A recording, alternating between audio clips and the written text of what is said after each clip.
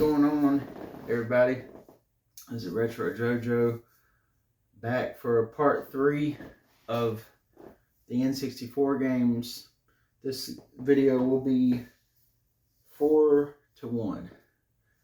So this is a continuation of I just recently did the second one, and it'll be kind of a double take upload, 2-part video or twofer type of video, part 2 and 3.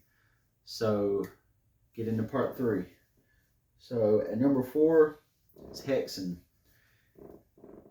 I believe this is the first M-rated title on this list, and I actually picked this up a couple of years ago. I didn't play it when I was younger. Wasn't supposed to play M-rated titles, but I love the cover art as well. It's got kind of a mage with glowing eyes on the cover. It was a PC release, but it was later ported to the 64 in June 24th, 1997 by Software Creations. And it also says on the cartridge, it says distributed by GT Interactive Software. It's it right here next to the rating. N64 official Nintendo seal of quality on it.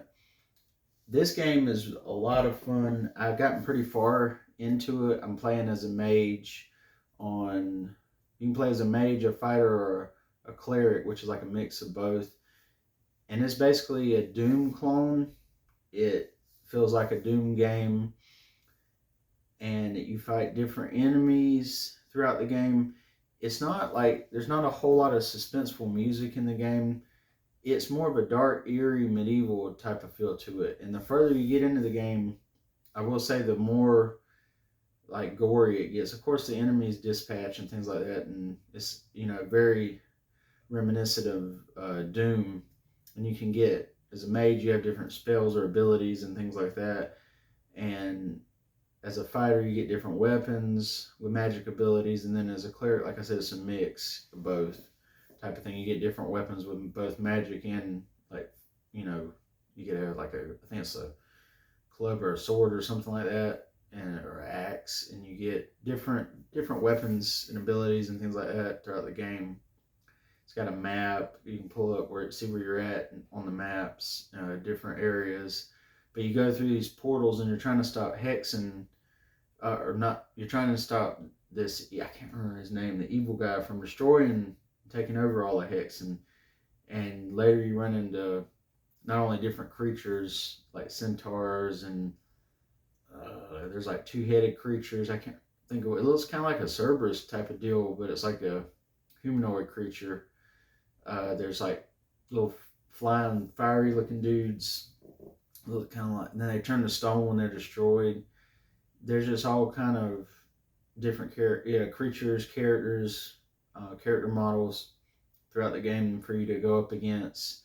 You go through different portals and unlock different parts to different levels at different intervals. So there's, like you'll unlock a switch and it'll move something on a different level, and then you'll have to go back. There's a lot of backtracking, and the further you get into the game, the more backtracking and things like that there is. It's a lot of fun.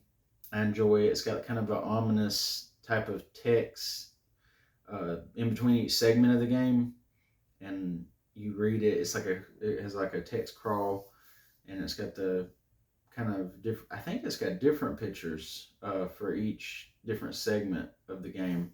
And there's like 3 or 4 segments, but it looks decent enough. For what was it? What did I say? 97 for 1997. It looks decent. It's a great game. It's got good enough or well enough gore effects for the time. There's obviously better games for gore if that's what you're wanting, something with gore in it, blood and gore, violence, fighting, and you want it to be that way instead of just like stylized or fantasy violence. Then it's not the best game in the world, but it's not gonna blow your socks off. But it's still a great game, and I enjoyed it, and it is number 4.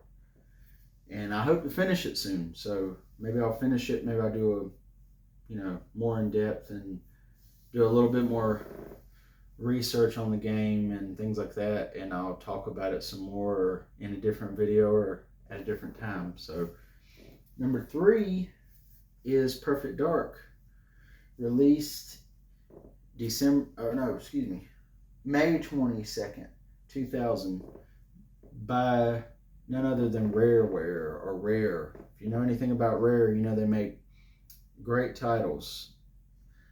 They made a lot of great games and I love this album, the artwork. I almost said album artwork. The artwork for the cartridge.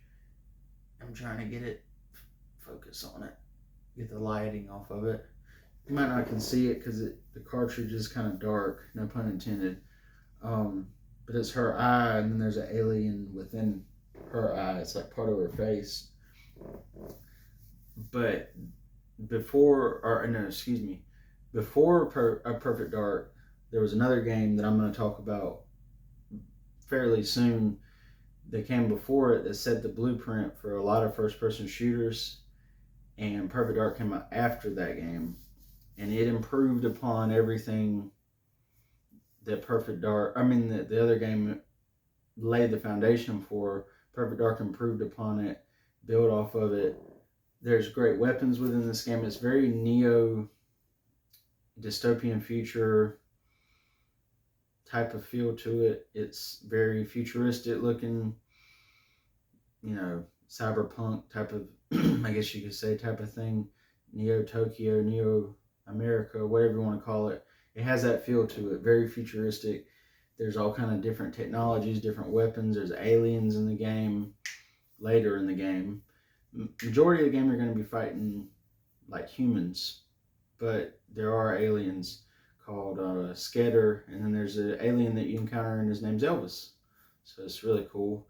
But you play as Joanna Dark. There's also a multiplayer in the game, multiplayer mode, and it's a lot of fun with friends. I'm not going to say which game, the game that they build off of, until I get it's on this list. So,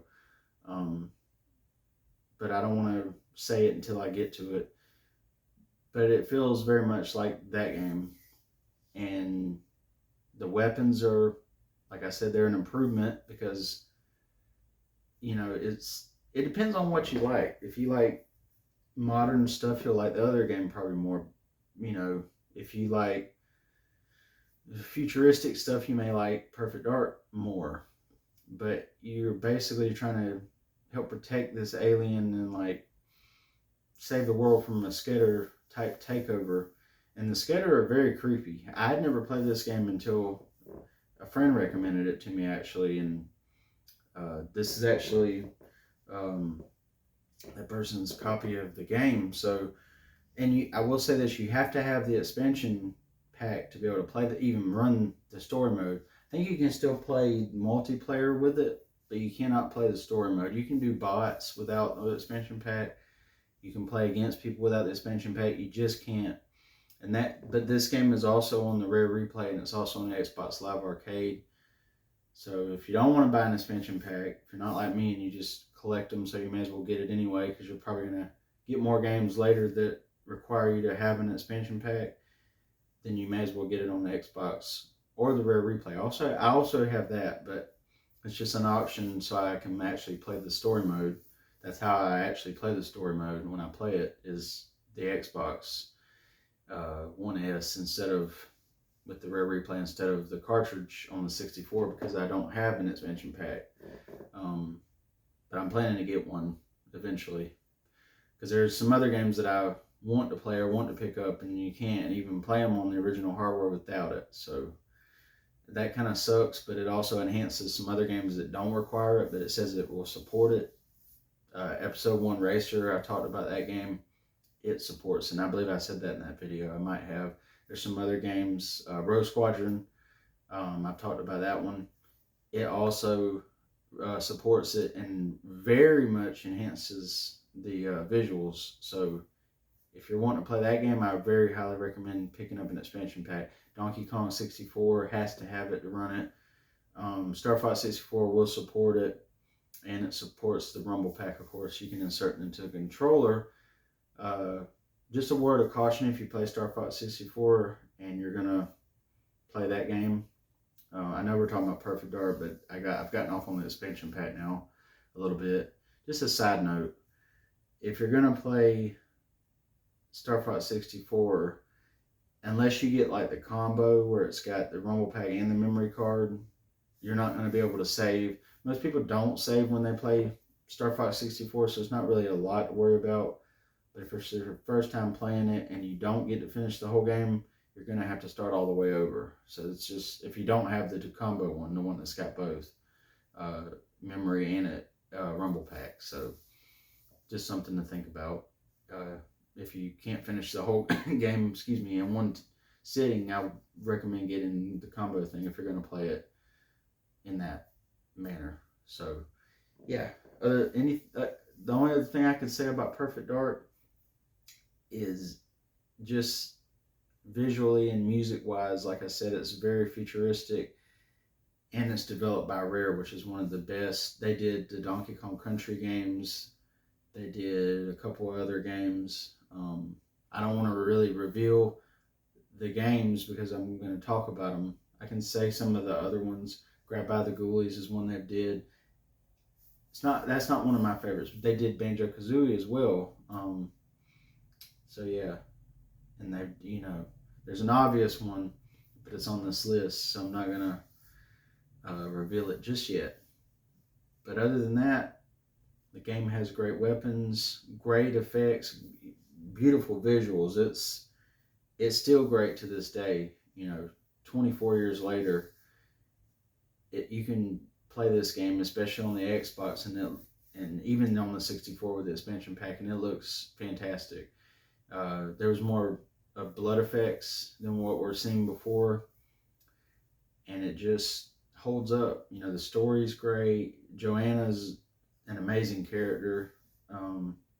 She's basically like a female version of a 007 type S character, James Bond, but you're playing as a woman, and she's really cool, and she's really mysterious, and you don't know much about her, and she's able to handle her own against tons and hordes of enemies. So, she's really cool. So it was a new take in a lot of different ways with Perfect Dark. And like I said, I had never played it until a friend recommended it, but I'm glad that person recommended it. Let me borrow the copy, play it.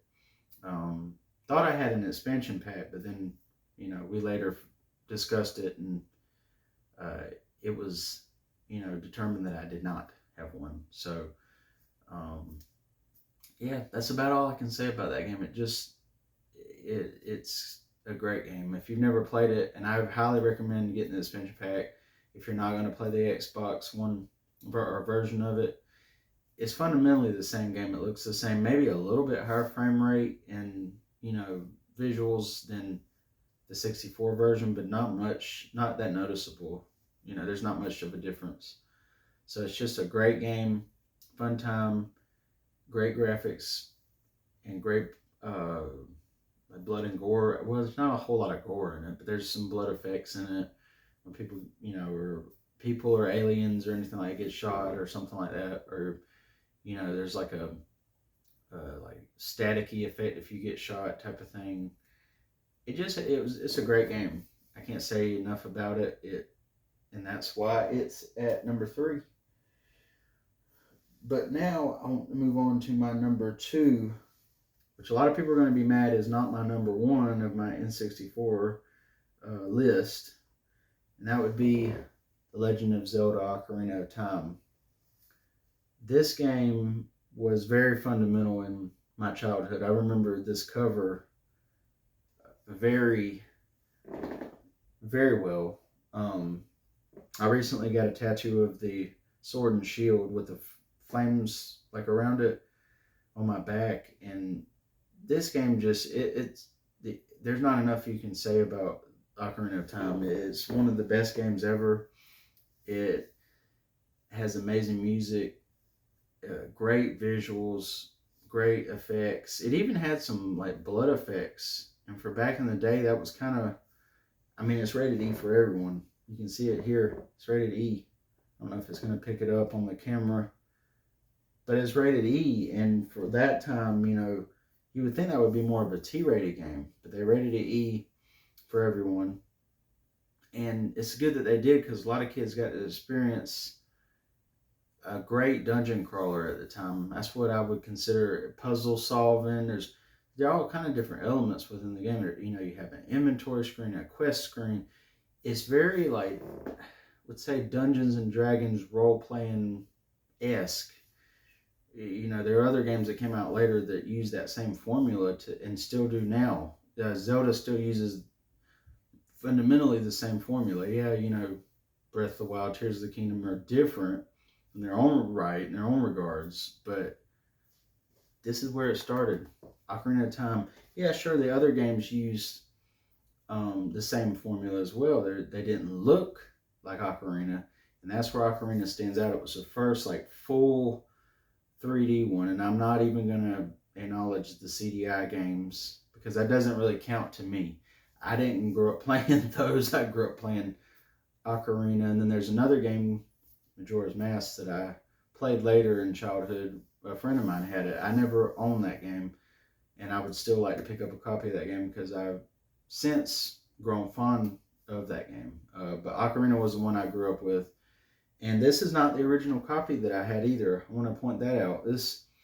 It was actually a game I just have memories of, and it was kind of taken away because I was so addicted to it, and my brother played it a lot, and he was addicted to playing it. He had finished it multiple times, different playthroughs, trying to get 100%. Because remember, back then there were strategy guides, but there was no, like, the internet wasn't as big of a resource as it is now. You can look up full walkthroughs, videos, and you can look up videos for the other version of the game that's harder, the Master Quest. And back then, you couldn't do that. You had to play it for what it was, and that was it. And if you didn't, finish it, tough luck, because you're probably not going to unless you figure out what's going on, or what you're doing wrong, or what you're doing right, or what you're missing, where this other key is at for the dungeons, or what have you. I mean, you're not gonna, or how to beat this boss, or etc. Different things that you couldn't just look up. Now you can, but you couldn't then. How to beat a side quest or something like that. You couldn't do that then. You could not do that. So I just thought that was really interesting, and to see the progression of where we've come with technology is just wild to me. You used to have a big book sit next to you, a strategy guide with maps, and this is what this item does, and you could read it and actually. And in a way, I think that was maybe it was a little bit better. I know some people would probably disagree on that, but it was more immersive though. You had to read this like novel to get more info on in this book. I mean, they were thick. They were they were huge. They were not little books. They were about that long, about this thick. Maybe not that thick. Maybe about that. But they were still, most of them were, some of them were even bigger than that, depending on the game. But it just, like I said, the story is great. It follows Link, of course, and Navi, or Fairy. And I'm not going to give away too much, but it,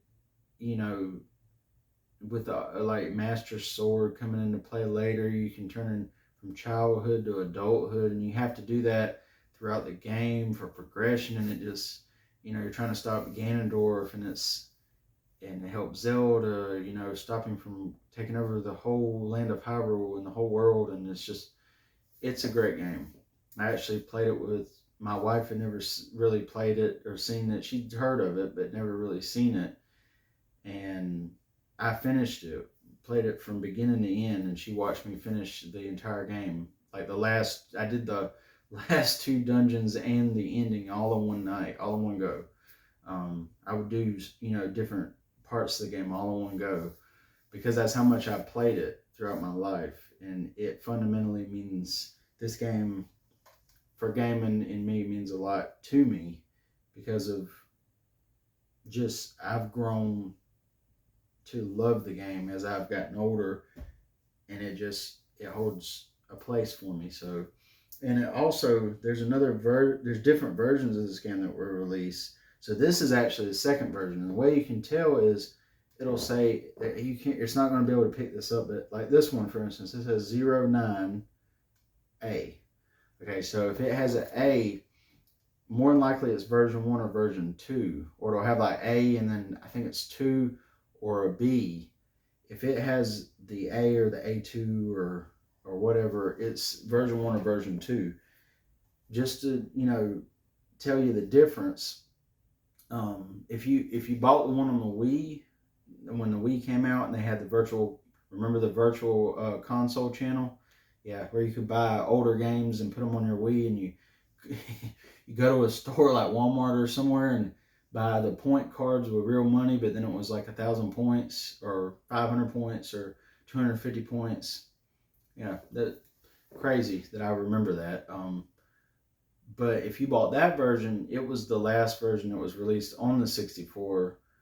But if you have like A, or I think it's like A2 or something like that, this one says just A. So this may be version 1. Someone told me it was version 2 at the place I bought it from in Florida. But I'm thinking that it's version 1. I could be wrong about that. But the only version 1 and version 2 fundamentally are the same game.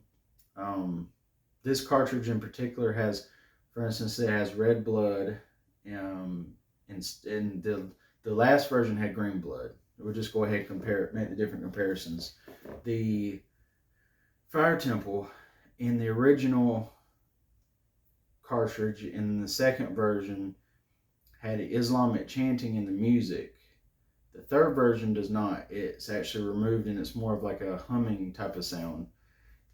And I believe the last major change, oh no, there's 2 more major changes. I forgot about that. Version 1 and version 2 have on the mirror shield, there's something that's very similar to the crescent moon. It's like a crescent moon. It looks like the Islamic symbol. It was removed and replaced with like more of a, just like a mirror would look, like different designs cut into it and things like that. But the original, it was sideways like this, and then it had a star in the middle. And none of that really bothers me at all. And Ganondorf's blood, excuse me, and Ganon, a spoiler alert if you're going to play it, is red. When he spits it out, it's red in the first and second. When you slay him with the Sword of Evil's Bane, it's red in the original in the second version, and in the third version it's green. Why that matters, I don't know. To me, the green kind of gives it more of a zombie-like effect. And in all versions, some of the enemies that aren't like, wouldn't have normal blood or is blue. That's in all versions. So it's a great game. It's a blast to play. There's all kind of unlockable things and for your inventory, and there's side quests, and it's fun. I can't say enough about it. It's one of my favorite games of all time. The bosses are amazing. Music is phenomenal, even to this day, for it being released on November 21st, 1998 by Nintendo. It is one of the best games of all time and will always be that way because I just grew up playing it. Yeah, when I was younger, I made it past to the second dungeon, and the music, like I said, the music's so good. The music sets the mood for every single dungeon or whatever you're doing. If you're in Hyrule Field, it's very, uppity for the most part. But like Dodongo's Cavern, the second dungeon I would make it to when I was younger, the music is creepy and eerie and kind of yucky, and just, it gives you this feeling of there's dread right behind your shoulder. Something's there that's just evil and needs to be destroyed, and it has that feel to it. There's other dungeons that, when you go into the adult Link timeline, once you finish the childhood parts that you have to play as a child at the beginning of the game, it gets even more eerie and more dark. Some of the other things that might have been changed, believe they were changed. There's one place in particular in the game, I won't say where it was at, but there's like torture devices. Like I said, it's rated E. That you know, um, and their skulls all like whole walls made out of skeletons and skulls, and it's just so much fun. But in the original, there were like blood effects on the floors, and like someone had essentially been tortured there. And in the like one that you could get on the Wii or the third version, I believe it was removed just because it was a little bit pushing the envelope for them. Even though there's still redeads in the game, which are absolute nightmare fuel, and Dead Hand. Dead Hand was. I remember the first time I seen it, even as an adult, and I was like, "This was a kid's game. This was a game for children." And children played this, and the parents had no idea, and they bought it, and these kids played it. But these are some of the same kids that are my age now, and they played this game, and it kind of hardens you a little bit. Like you understand that about different things. It's okay, in my opinion, to let your children like know about things, but you should explain it to them. You know, things like that. Like if you're gonna, even with something else that I love, for example, like Star Wars. If I had a child and I watched it with them, I'm gonna explain to them when someone dies or when something happens. That's something that happens to people or something like that. You make sure that you're on top of things like that. And my parents were, fortunately for me and my brothers and things like that. Um, they explain things like that. And the older I got, I lost the game because I was so addicted to it when I was younger. But she later gave me my copy, but I don't know what happened to it. I believe it got put away in storage somewhere, and maybe one day we'll find it. But excuse me, I ended up buying this, second copy off of someone. It was like I said, it was a retro game store in Florida, and just it's one of the best games ever. It has one of the best endings to a Zelda game, in my opinion, ever. And I haven't finished very many Zelda games. I've finished maybe 3, I think. And I'm almost done with Twilight Princess. I had never finished it, but I plan to talk about that game as well when I do eventually start the game over again, because I don't remember where I was at. That's the only thing I don't like about Zelda games. If you stop playing it for a while, you're going to forget where you're at, and you may as well restart because you have no idea where you left off at. It's the only thing I can gripe about Zelda games. Other than that, the team at Nintendo have done a fantastic job with Zelda, and I've grown up with Zelda over the years. I love Zelda. I wouldn't get a Zelda tattoo if I didn't love Zelda. I guess you could, things happen. People make bad decisions and they get tattoos that they don't remember. Fortunately for me, I have a lot of them, and I remember just about every single tattoo. There's maybe 1 or 2 in there, one of them was not a good idea, but we're not. Anyway, I'm just saying, I got it because I liked it. I didn't get it because inebriated or anything like that. And luckily, I have been, not bragging, but I've had a sober life for a long time now. So that's a good thing for me. It's helped me grow as a person a lot. So yeah, I was just sharing a little bit of positivity there. But yeah, and that's a life choice as well. I'm not knocking anybody or saying I can't be friends with somebody that does. I'm just saying, just for me, everybody's different. I have my own opinion about these games. I have my own opinions and life experiences about life. That's life. You make your own path and walk your own path. But once you set it, people are going to make their own, whether you're doing something or not. Some people will still drag your name down. And that's just something that, I've learned. So everybody keep their head up. But now let's move on to number 1, since before we move on to number 1, I want to show something else. This is a Japanese cartridge of Ocarina of Time. And I think this version looks slightly, the original is iconic, but it still has the sword and shield with the font, and it's got black and white like flame effects. I thought that was really cool. And the box art for this one versus the original has like Link on Epona with the same flame effects instead of the just what's on the cartridge on the box. I feel like they were a little lazy with that, but you can't complain too much. Oh, and on the back of this one it says 2A. So one 2A, that's 12A, excuse me. So this is the first version in Japanese, basically. That's the only difference. This won't fit in a US one unless it's like modded or something like that, because if you look at the bottom, they're a little, I don't think it's going to pick that up, but they're different. The rivets are different. So you can either get a Japanese cartridge or system, excuse me, or you can get it modded, possibly. Something like that. I just thought I'd show that because that was really neat to me. I was looking at the artwork still. Just a very cool cartridge. And it says cassette on the back. How neat is that? Because that's basically essentially what it is. It's a cartridge, much like a cassette, and it's got a game on it. So really neat. Everything else is in Japanese other than Nintendo 64. So you really can't read anything. I can't read anything else. But I know what it says in English because I have the US version. It says what most 64 games say on the back about cautions, warnings, things like that. So, yeah, let's move on to number one. And if you haven't guessed it already, it's GoldenEye 007 or 007 GoldenEye. I always called it 007 GoldenEye. And recently, or a couple years ago, I was told it was GoldenEye 007. So whatever you want to call it. You can call it whatever you want to call it. It doesn't matter to me. This has 19 written on it. This must be number 19. That's neat.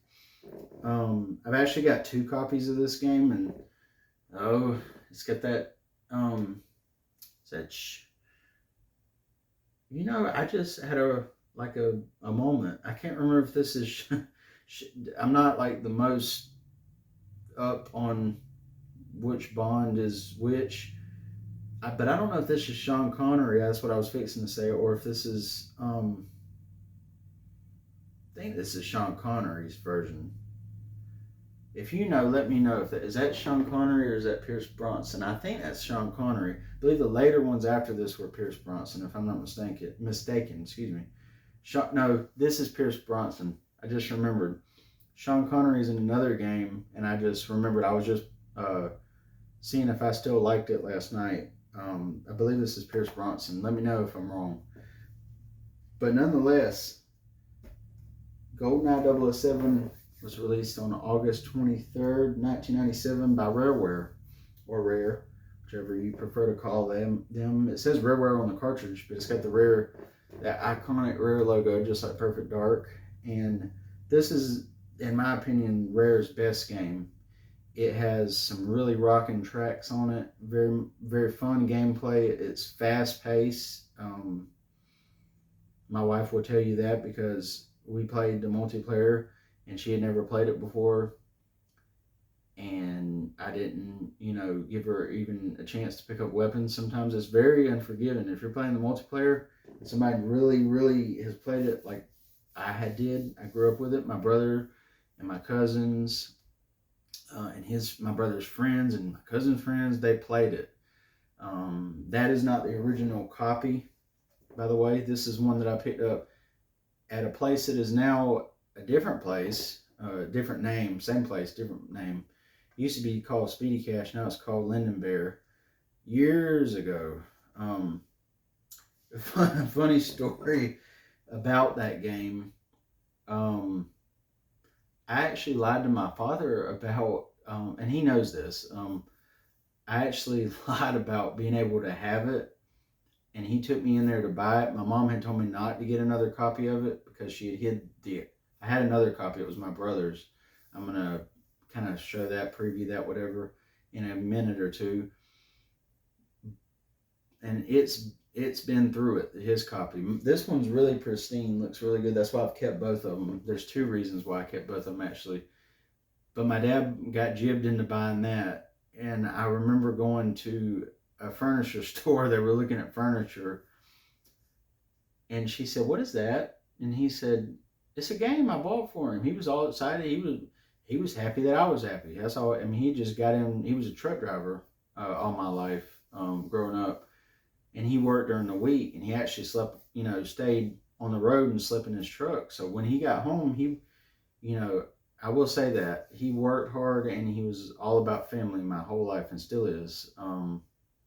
He doesn't truck drive anymore, um, but anyway, I bought it for him because he said he wanted it, and he said you were okay with it, and she told him that I was not telling the whole truth. She had told me not to buy another copy, but he actually told her that he thought that I was old enough and mature enough to keep it. He's not a kid anymore, and you let him grow up a little bit. It's fighting, guns, and stuff like that. But you need to let him, he's got to mature at some point. He's got to understand different things at some point. Something of that nature. They had a discussion. They couldn't decide at the moment whether they were going to let me keep it. He was more mad that I had lied than he was what was in the game. My dad's always been very clean cut, tell me the truth, which is a great thing. Tell me the truth. I'd rather you tell me the truth about what you're going to do than lie about it. And it's kind of shaped me into the man that I want to be and the man that I am. Don't lie to my face. Tell me the truth. Even if it hurts, or even if it's not right, or even if I don't fully agree, at least I can know the truth and understand where you're coming from or whatever, what have you.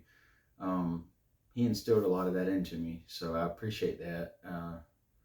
If he watches this or sees this, I appreciate it and love you, and mom as well. So, but they both got over all that.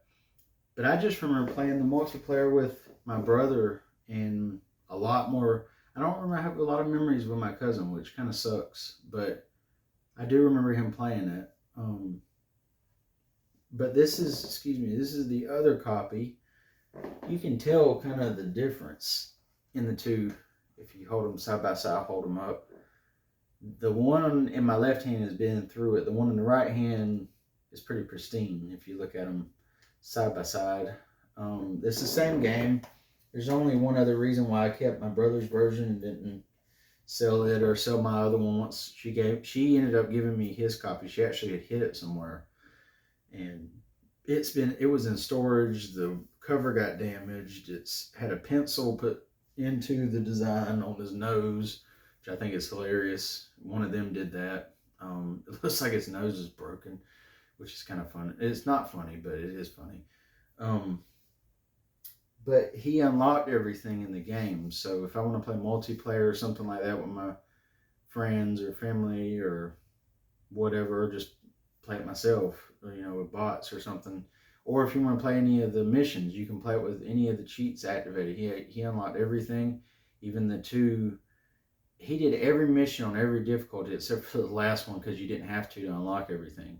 He did all three of the other from easy, which is like operative, and then agent, and then double agent. He did all the way up to secret agent.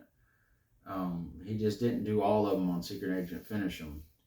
Which I played it on secret agent, and I can understand why. There's a lot you have to do in every single level.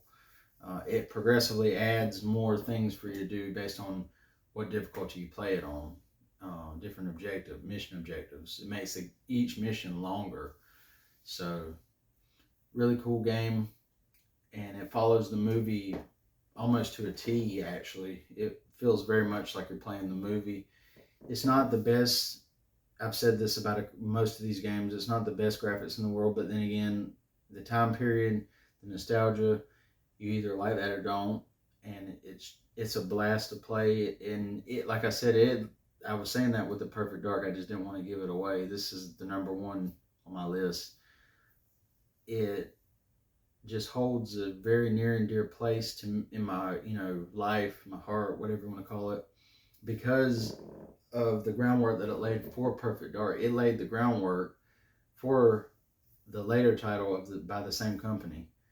And if that doesn't speak for itself, you can dual wield weapons in that game. You can dual wield rocket launchers in this game. And it was released in 97. It was released in '97, and every Bond game since then has made it. Well, not all of them, but there's some that are third person. You can only hold one weapon at a time, but there are other ones like GoldenEye Rogue Agent where you can dual wield. It was still utilized later. It's just a great game.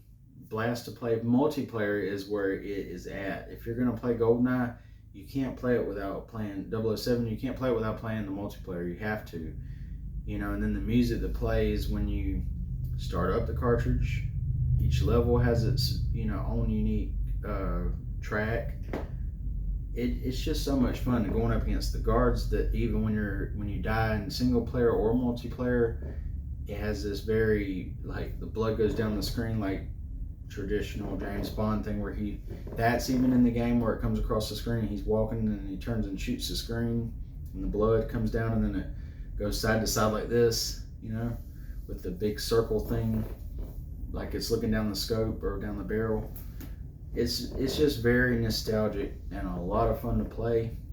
And if you never played it, I highly recommend it because you will not regret taking my advice on that and playing GoldenEye with sit by yourself on story mode or with friends.